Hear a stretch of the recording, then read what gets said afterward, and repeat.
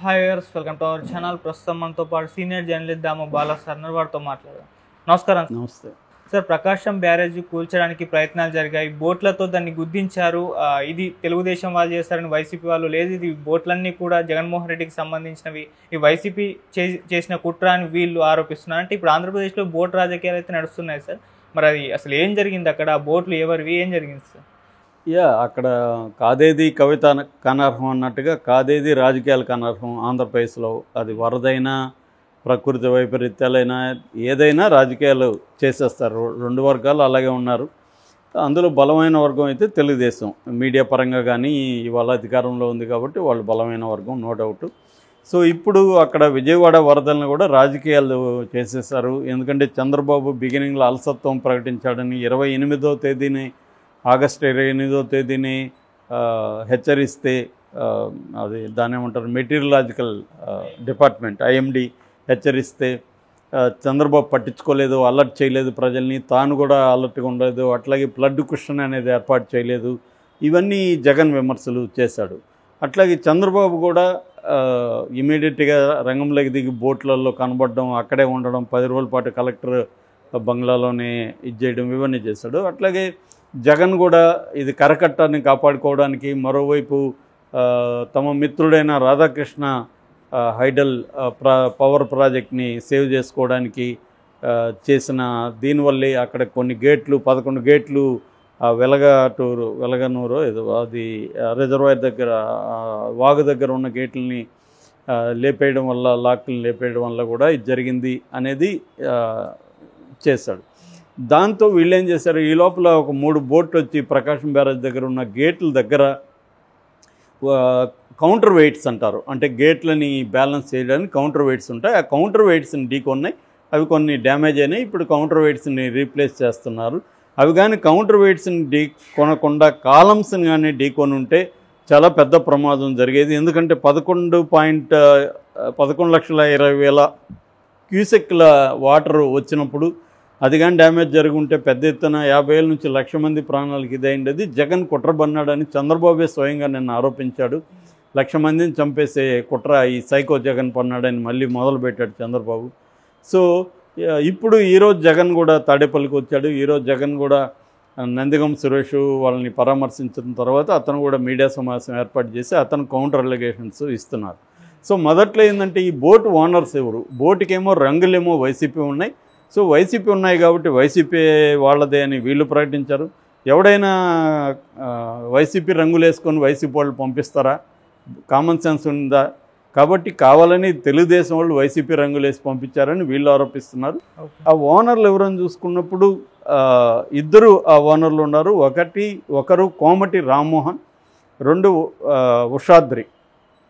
ఇద్దరేమో YCP మనుషులు, ముఖ్యంగా తను నందిగం సురేష్, తలసిల రఘురామ్ మనుషులు అనేది తెలుగుదేశం వాళ్ళు ప్రచారం చేశారు.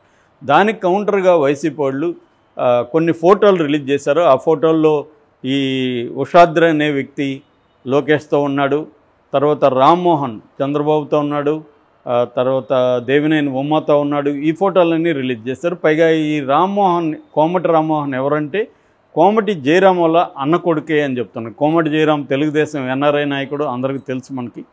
సో వాళ్ళ అన్న కొడుకే ఇతను. వీళ్ళదే ఈ బోట్లు. ఇంకొక అతను కూడా ఉన్నాడు, ఆ పేరు బయట పెట్టట్లేదు, అతను కూడా తెలుగుదేశమే, చిన్నానో ఏదో పేరుంది. సో ఇలాగా వీళ్ళ ముగ్గురి బోట్లే కాకుండా ఈ విజువల్స్ కూడా ఒక వీడియో కూడా రిలీజ్ చేశారు. అదేంటంటే జూన్లో ఎన్నికల రిజల్ట్స్ రాగానే బోటు ర్యాలీ జరిగింది. అక్కడ అమరావతి ఇసుక పడవల యాజమాన్య సంఘం ఉంది. ఆ సంఘం ఆధ్వర్యంలో బోట్ ర్యాలీ ఆ నదిలో చంద్రబాబు కరకట్ట నివాసం దగ్గర నుంచి స్టార్ట్ అయ్యి ప్రకాశం బ్యారేజ్ వరకు ఒక బోట్ ర్యాలీ చేశారు. అందులో జనసేన, తెలుగుదేశం జెండాలను ఎగరేసి స్లోగన్స్ ఇచ్చుకుంటూ చంద్రబాబు విజయాన్ని సెలబ్రేట్ చేసుకుంటూ మీడియాతో కూడా మాట్లాడారు. ఆ వీడియో కూడా ఉంది. ఆ ర్యాలీలో కూడా ఈ బోట్లు ఉన్నాయి. సో అవి తెలుగుదేశం బోట్లు అనేది వీళ్ళు ఎస్టాబ్లిష్ చేస్తున్నారు. సో ఇప్పుడు ఈ రామ్మోహన్ని, ఉషాద్రిని అరెస్ట్ చేశారు. ఇంకా మిగతా వాళ్ళని కూడా అరెస్ట్ చేయబోతున్నారని చెప్తున్నారు. చంద్రబాబు మాత్రం ఇది నేను ఎవరిని వదిలిపెట్టను, బోట్లు వదిలినట్టుగా నేను వీళ్ళని వదిలిపెట్టను అని నిన్న భీష్మ ప్రతిజ్ఞ కూడా చేశాడు. నిజంగా ఇది జగన్ మనుషుల చంద్రబాబు మనుషులు అనేది సెకండరీ. ఫస్ట్ అసలు ఈ బోట్లన్నీ వాళ్ళు కావాలనే వదిలారా, ఎందుకు వదిలారు, వాళ్ళ ఉద్దేశం ఏంటి, దీని మీద విచారణ జరగాలి. ఇక్కడ ఫెయిర్ అండ్ ఫ్రీ విచారణ జరుగుతుందని కూడా డౌట్. ఎందుకంటే తెలుగుదేశం వాళ్ళ గోల్ ఏంటి, జగన్ని విలన్ చేయాలి వరదలకు సంబంధించి. జగన్ గోల్ ఏంటి, చంద్రబాబును విలన్ చేయాలి. చంద్రబాబు వల్లే వరదలు వచ్చింది, చంద్రబాబు వల్లే వరద బాధితులకు సహాయం అందలేదు, చంద్రబాబు స్వయంగా చెప్పాడు 20%కి కూడా సహాయం అందలేదని. కాబట్టి ఇది చేతగాని ప్రభుత్వం, చంద్రబాబు పబ్లిసిటీ కోసం తాపత్రయపడుతున్నాడే తప్ప నిజంగా బాధితులకి హెల్ప్ చేయలేదు అనేది జగన్.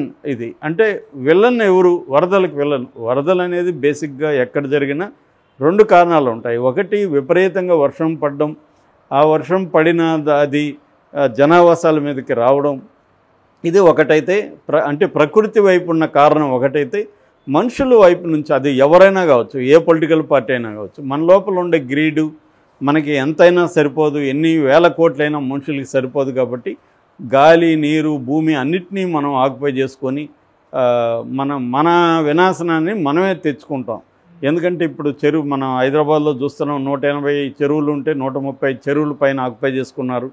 సో దానివల్ల చిన్న వాన పడినా మనకి నగరం అంతా కూడా అతలకొతలం అయిపోతుంది. అట్లాగే అక్కడ కూడా బుడమేరు కావచ్చు, కొల్లేరు ముఖద్వారంలో దాదాపు 60 కిలోమీటర్ల పరిధిలో చెరువులు అవన్నీ కట్టేశారు. అందులో 43,000 కిలోమీటర్ల పరిధిలో ఆపరేషన్ కొల్లూరులో తొలగించారు. ఇంకా 15,000 కిలోమీటర్ల పరిధిలో చెరువులు, రొయ్యల సరస్సులు అవి ఉన్నాయి.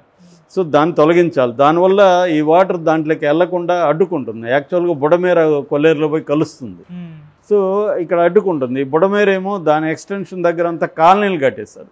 ఇది అన్ని పార్టీలు చేశారు. యాక్చువల్గా ఇది ఎవరో తెలుగుదేశం వాళ్ళ మీద నెపం వైసీపీ వేసేస్తే కుదరదు, వైసీపీ మీద తెలుగుదేశం వేస్తే కుదరదు. అందరి పాపం ఉంది, అందరూ చేశారు. ఇక్కడ కూడా హైదరాబాద్లో తెలుగుదేశం పరిపాలించింది, కాంగ్రెస్ పరిపాలించింది, బీఆర్ఎస్ అందరూ పరిపాలించారు. అందరి పాలనలోనే ఇవి జరిగాయి.